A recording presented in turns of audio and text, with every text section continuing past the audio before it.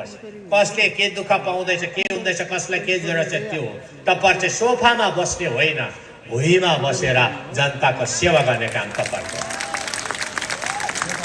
जसले चाहिँ आज नै तपाईहरुमा सोफामा बसेर तपाईले काम गर्छ, तपाईहरु माथि पुग्नुहुन्न है, त्यहाँदेखि उँधो झर्नुहुन्छ। तर तपाईहरु जो चाहिँ भुइँमा बसेर, मुढामा बसेर तपाईहरु काम गर्नु छ, त्यो चाहिँ माथि भोलि सोफामा पुग्छ। अब तपाईमा अहिले सोफामा बस्ने हो कि पछि गएर साँच्चै पक्का ओरिजिनल सोफामा बस्ने हो, त्यो तपाई माथि छ। अहिले नै तपाई साप मेमसाप भइहाल्यो भने त्यहाँबाट झरिहाल्छ भन्छ। अहिले नै ओएसडी हुँदा त यस्तो छ, भोलि यसलाई बनायो भने यता खतम बनाउँछ कन्सेन्ट्री भन्छ।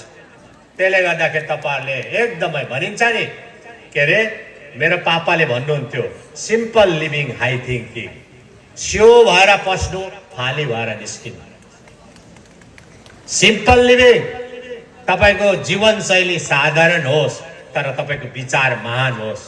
अनि तपाई पस्दाखेरि स्यो भएर पस्नु अरे, अनि निस्किँदा फाली भएर निस्किनु, तब पो मजा आउँछ।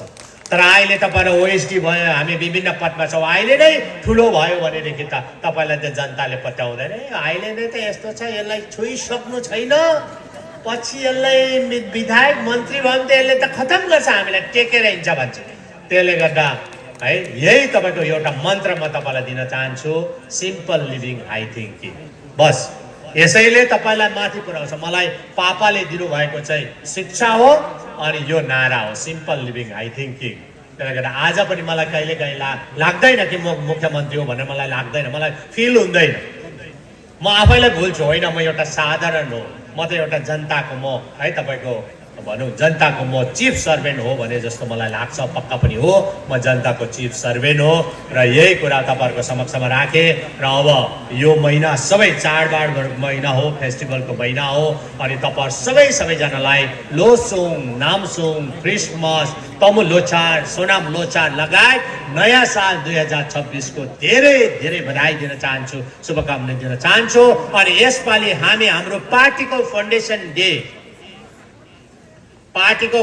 डे हामी तय अहिले कुन जग्गामा गर्ने हामी तय गरेको छैनौँ। तर हामी यसपालि पार्टीको फाउन्डेसन डे हामी 3 दिन मनाउँछौँ। हामी 3 दिन, एक दिन युवाहरूको सम्मेलन, एक दिन हाम्रो नारीहरूको सम्मेलन, अनि एक दिन चाहिँ हामी तपाईको जनतालाई हामी त्यो समय दिन्छौँ, एक दिन। अनि यही 3 दिनको कार्यक्रममा विभिन्न पार्टीबाट हाम्रोमा आउनेको ताती छ, हामीले समय दिनु सकेको छैन। अनि ती जम्मै हाम्रा नयाँ परिवारका सदस्यहरूलाई हामीले स्वागत जनाउने पनि त्यसैमा राख्छौँ। र विशेष गरी हाम्रो युवा प्रकोष्ठ अनि हाम्रो नारी प्रकोष्ठका सम्पूर्ण हाम्रो जति पनि छ, हाम्रो अधिकारीहरू हुनुहुन्छ, पदाधिकारी हुनुहुन्छ, तपाईहरु अब लागि पर्नुपर्छ। तपाईहरुको नारीहरूको कार्यक्रम सम्मेलन कस्तो हुनुपर्ने, युवाहरूको सम्मेलन कस्तो हुनुपर्ने, अनि अन्तिम 4 फेब्रुअरीको सम्मेलन कस्तो हुनुपर्ने, अब लागि पर्नुपर्छ। हाम्रो अगाडि धेरैवटा कार्यक्रम त छ अब, किनभने अब यो जनवरी लाग्नु साथ फेरि माघे संक्रान्ति छ। तर माघे संक्रान्तिमा जो पनि निर्वाचन क्षेत्रका हुनुहुन्छ, जो पनि जुम सालगढी निर्वाचन क्षेत्रका कार्यकर्ता उहाँ लागोस्। तर अरू निर्वाचन क्षेत्रका जति पनि कार्यकर्ताहरू चाहिँ अब हामी 4 फेब्रुअरी लागेर हामीले 4 फेब्रुअरीलाई भव्यताको साथमा गर्यौं। अनि हामीले हाम्रो पुराना कार्यकर्ताहरूलाई पनि त्यति बेला है यस्तो सानो छोटो कार्यक्रम, दिनभरिको कार्यक्रममा उहाँलाई हामीले अभिनन्दन दिनु पनि पाउँदैन। विभिन्न क्षेत्रमा हाम्रा पार्टीका कार्यकर्ताले धेरै योगदानहरू पुर्याएर उहाँले पुरस्कारहरू पनि प्राप्त गरेको छ। उहाँलाई पनि हामी है उहाँलाई सम्मान दिने काम पनि हामी गर्छौँ। र हाम्रो अगाडि धेरै काम छ अब। र अब हामी मिसन 2029 लिएर हामी अगाडि बढौँ। तपाईहरु अगाडि बढ्नुहुन्छ होइन? मिसन 2029 अब हाम्रो खाली मिसन 2029। अनि 2029 मा 2024 मा हामीले धुलिसात गर्यौं, विपक्षी पार्टीलाई धुलिसात गरेका छौं भनेको 2029 मा आधिकारिक रूपमा नै 32 मा 32 अनि एउटा हाम्रो लोकसभा पनि हामी जित्नुपर्छ। त्यति बेला हामी फोरफिट गर्नुपर्छ। अनि सरकारको जिम्मेवारी हो जति पनि योजनाहरूलाई अगाडि ल्याउने जिम्मेवारी हो। योजनाहरू विभिन्न योजनाहरू के ल्याउने त सरकारमा सरकारले के काम गर्छ त्यो सरकारको जिम्मेवारी हो। त्यसको लागि हामीले प्लानिङ गरिसकेको छ। हाम्रो क्लियर प्लान हुन्छ।